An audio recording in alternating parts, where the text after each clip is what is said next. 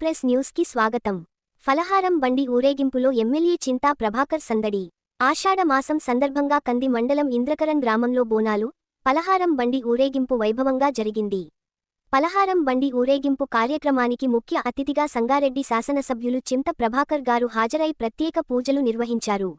వందలాది మంది భక్తుల మధ్య కొనసాగిన ఊరేగింపు కన్నుల పండుగగా కొనసాగింది. పోతురాజుల విన్యాసాలు, శివసత్తుల పునకాలు, డప్పుల దరువులు, సాంస్కృతిక కార్యక్రమాలు, వివిధ విషధరణలు, కళాకారుల ప్రదర్శనలు ఆకట్టుకున్నాయి. యువతతో ఎమ్మెల్యే చింతా ప్రభాకర్ సందడి చేశారు. నిర్వాహకులు ఎమ్మెల్యే గారిని ఘనంగా సన్మానించారు. కార్యక్రమంలో డిసిసిబి వైస్ చైర్మన్ పట్నం మాణిక్యం, మాజీ గ్రంథాలయ సంస్థ చైర్మన్ నరహరి రెడ్డి, మాజీ జడ్పీటీసీ కొండల్ రెడ్డి, చింత సాయినాథ్, ప్రభాకర్, మాజీ ఎంపీటీసీ శ్రీనివాస్, మహిపాల్, వికాస్, ఆంజనేయులు, యువకులు గ్రామ ప్రజలు ఉన్నారు.